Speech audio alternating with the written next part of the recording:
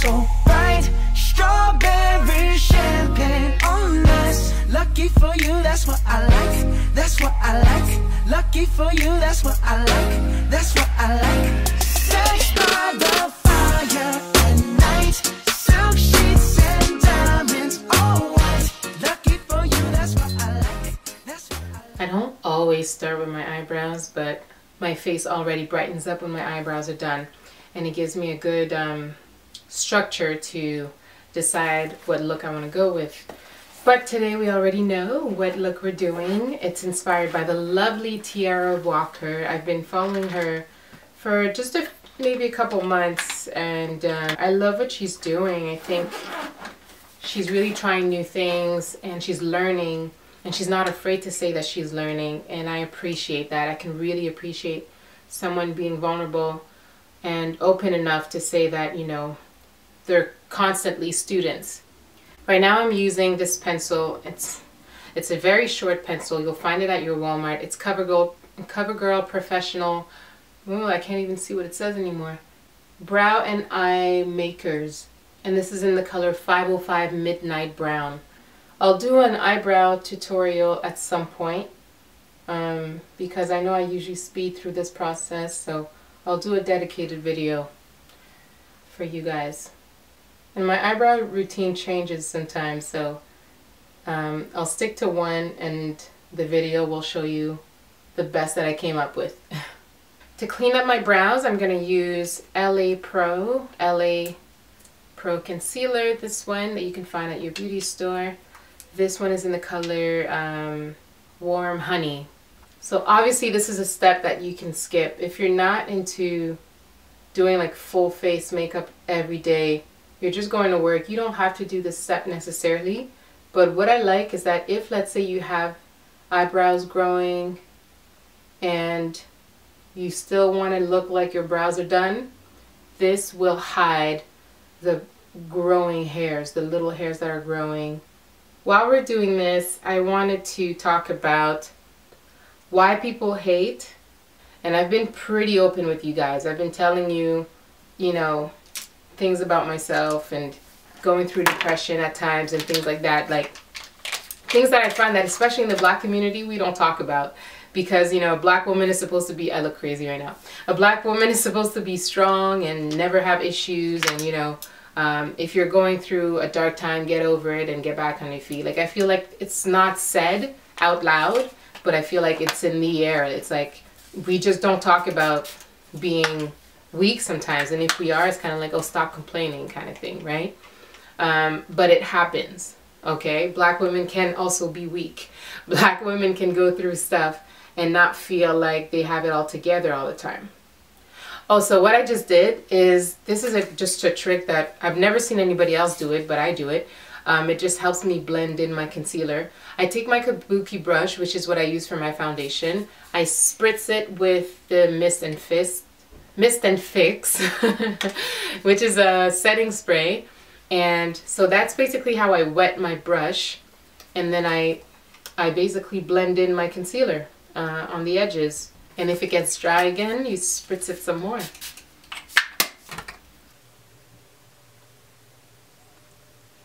So yeah, I feel like we don't talk about it enough in our community.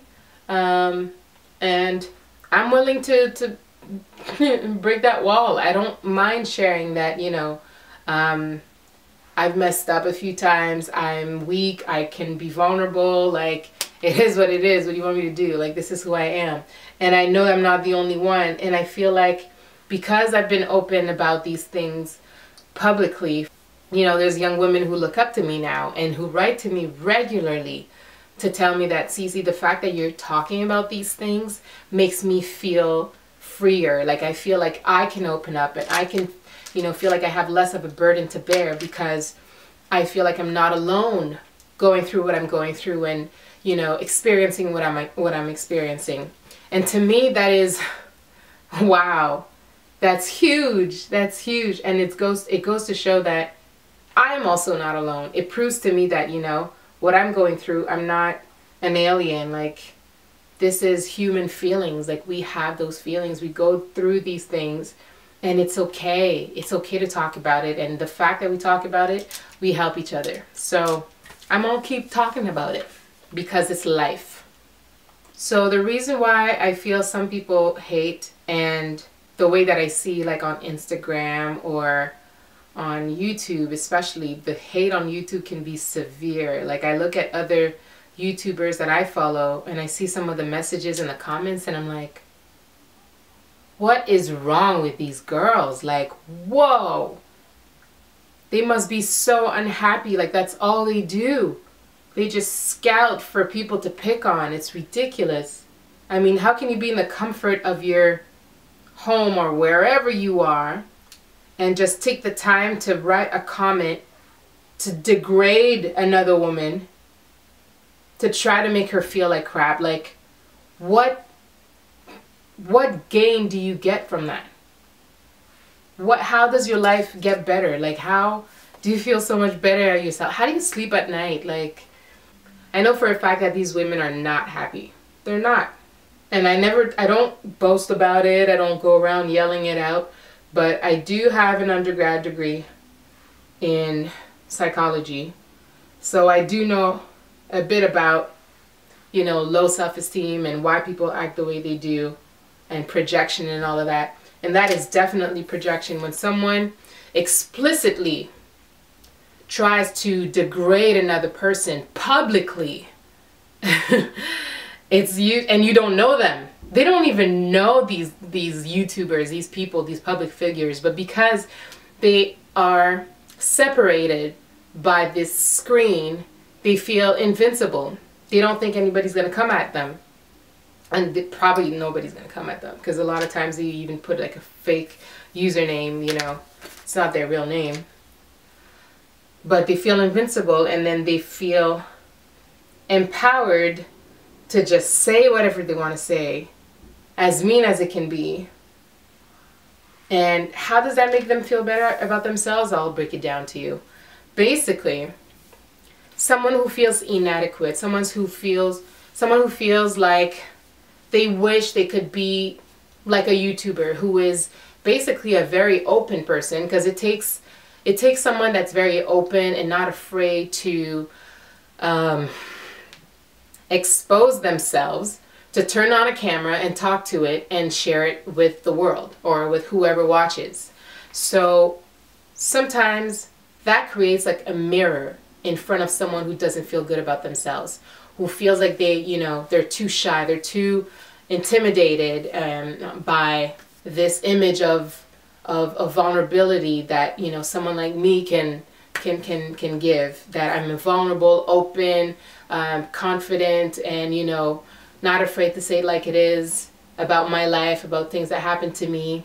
You know, that image that I give, someone might want that. They might want that for themselves. And the fact that they're not able to break through and achieve that, or that they're not even trying, seeing me or seeing another YouTuber put themselves out there, it creates a mirror in front of them, and it makes them feel bad about themselves. So they see what they want in you, and they don't like you for it. And they also see what they don't like about themselves, and that makes them hate you for it too. So instead of having the reaction of, oh wow, I look up to her, like look at how she is, I'm happy for her, I want that for myself, let me use that as an example, as a model for me to follow and do the same thing for myself. Instead of doing that, and a lot of you do that, and I would say pretty much all my supporters right now, all my followers on Facebook and here on YouTube so far, are just absolutely caring, loving, genuine people. When this channel grows, I know I'm going to be exposed to the haters, those who are not comfortable with me being open and confident in the way that I am. So I know they'll come at me eventually, but so far I love that support right now. And it's people like you who do look at me as a role model, or someone that you say, you know, wow, I love what she's doing and I want that for myself, or I'm learning from her stories, etc., and I want to apply it in my own life. Whatever it is that you're taking from this, That's the good reaction. The bad reaction is saying, oh my God, who does she think she is? Oh my God, okay, you're vulnerable. Oh my God, look at your eyebrows, or look at your hair, or look at what you're wearing. You look like an idiot, you know? That kind of reaction is the one that's like, oh, I don't like myself. And look at what she's doing. She's making me look even worse. Oh, I hate you. You should hate yourself too. That's what they're doing. That's projection. That's them wanting you to not like yourself, so then in turn they can feel better about themselves. So I just prepped my eyes with the same concealer, and now I'm going to set it with this MAC Prep and Prime translucent transparent powder.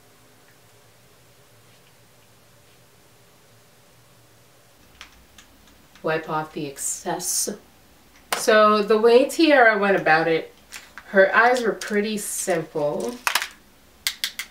The shadow anyway above in the crease was pretty simple, pretty neutral. So I'm just going to warm it up, and I'm using my actual bronzer, which is the Mineralized Skin Finish by MAC Dark Deep. I have a lot of MAC products, but first of all, no, they're not sponsoring me. I don't think they sponsor anybody anyway on YouTube. But I heard that they want to start sponsoring. So I'm just using that pretty much all over my crease, but I'm dragging it up and down. And I'm going to use a palette that my sister gave me. I don't even know where she got this from. It's called EV Cosmetics, and it has those beautiful colors. Look at that. I'm actually going to take like a flesh kind of color, like this one up here. It's like a, basically like a beige color. I'm just going to put that on top of my lids just to brighten it up. Now I'm going to use a liquid eyeliner by NYC. My previous one was done, so I got a new one. It's in the color Extreme Black, and it is very black, you guys. It's so black.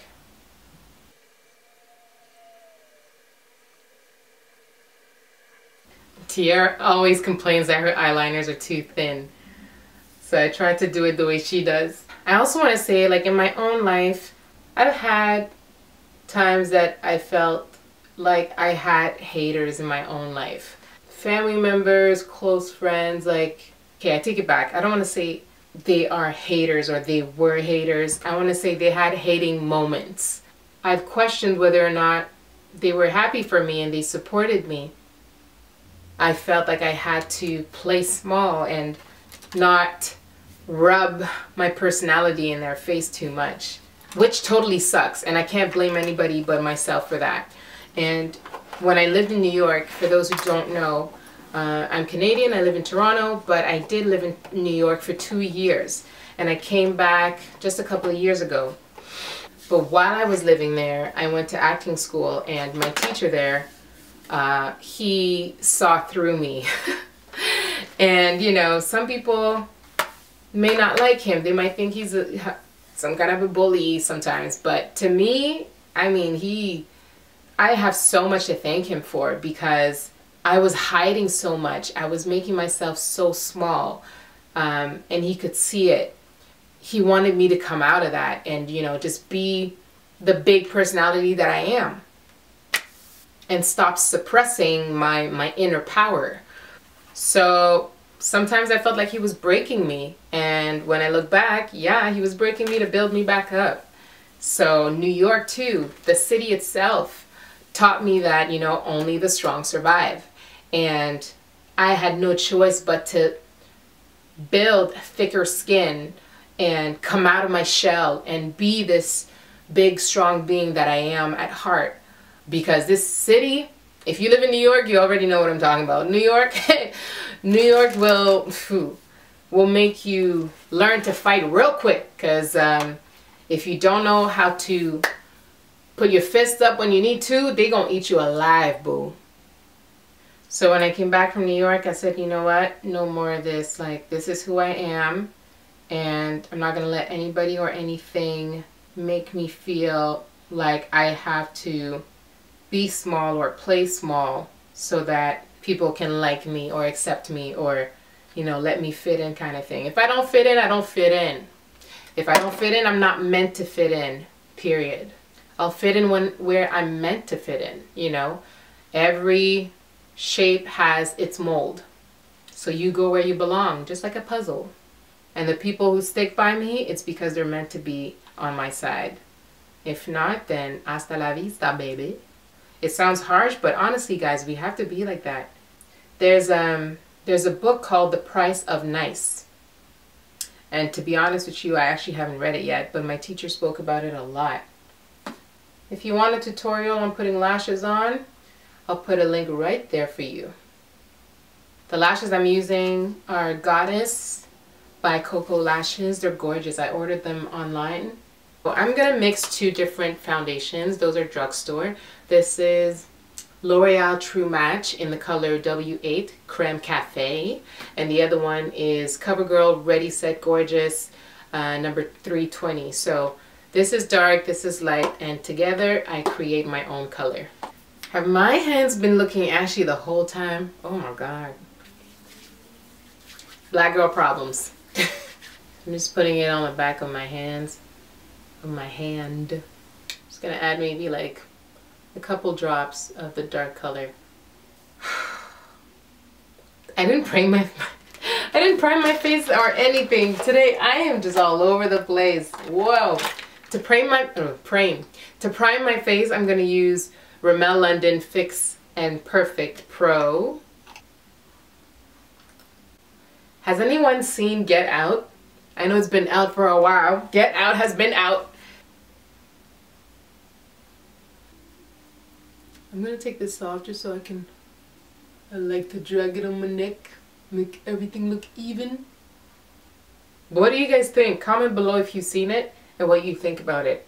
There's so many like documentaries, articles, and like, but they're all talking about the hidden messages in the movie.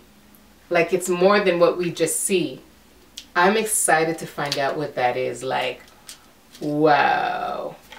Thumbs up to the producer, the director, the clothes, the colors, everything has a hidden message. Like, everything is like on purpose. Nothing is by luck. So I'm excited to figure all this out. This is an LA beauty blender or beauty sponge.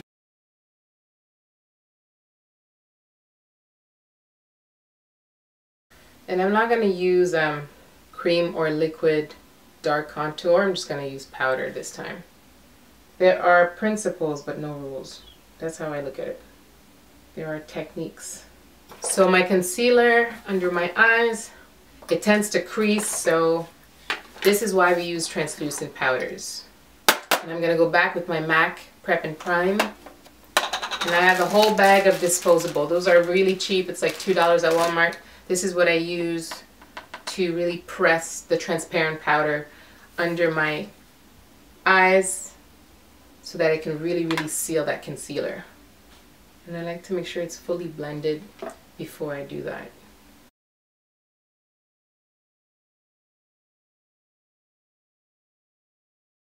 I don't do this a lot because I already have very high cheekbones, as you can see.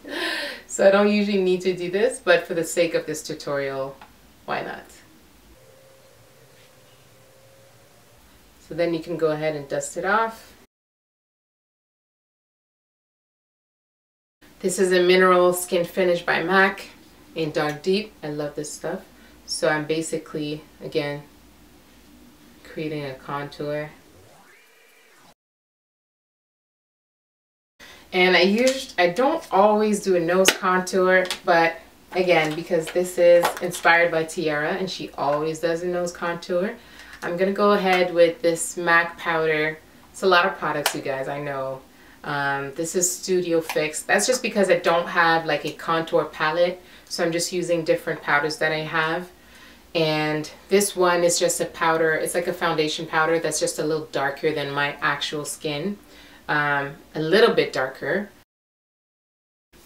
Now, for the lips, I'm going to use this amazing product, guys. I've been using this for years. It's Revlon Color Burst Matte Balm. This is a dark Vino. It's called Vino by MAC. It's a dark purple. I'm giving you raspberry.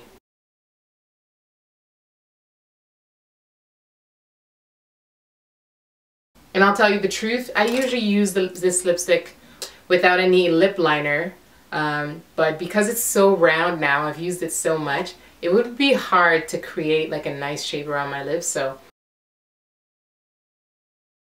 look at this color, you guys.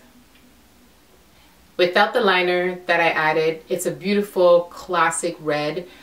All right, now for the pièce de résistance, I'm gonna set my face first and then I'm gonna go in with the shadow, and that's gonna help it stick.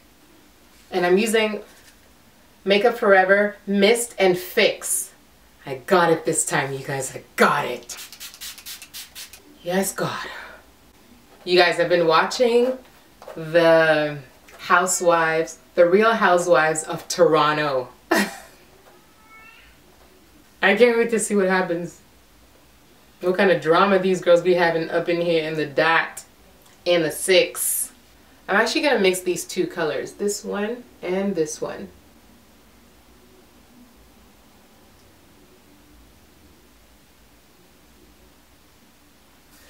You guys, I went for Indian food earlier and my nose is still running from like the spices. It was so hot and spicy. You guys, this is so beautiful. Wow. Okay, I'm gonna zoom in so you can see this gorgeousness. Okay, look at this, guys. Isn't that so pretty? Teaira, you came up with this, girl. It's so beautiful. I love it. Some people don't need any color in their waterlines. I do, I find. I feel like it makes my shadows pop a little bit more. You see the difference? Look at that. Okay, you guys, can we be real for a second? When I do eyeliner, I always get like eye boogers. So this is what I do. I take the tip of my brush and I roll it around my tear duct to get that booger, that sucker out. I hope you're not grossed out by it, but that's me being real. And I'm sure it happens to you too, so don't lie. Don't pretend. Let's do some mascara. I'm using Wet n Wild. This is the Mega Length, my favorite. You guys, I feel like doing freckles too. Let's do freckles. I'm actually gonna do it with foundation, not powder.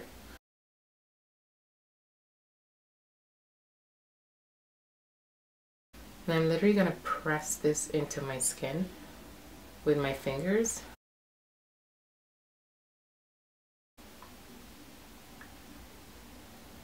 There you go, guys. I got faux freckles. We need that glow. We need that glow. For my highlighter, I'm using Laura Mercier in the color Candlelight. Ooh. I'm acting like it's my first time using it. This is the only one I use. Disco ball. This is the final look, you guys. I hope you enjoyed. And let's send some love to Teaira on her channel. This is the inspiration that I got from her. So let's show her some love from CiCi, okay? So stand tall in life and in love. I'll see you in my next video. Mwah. Bye.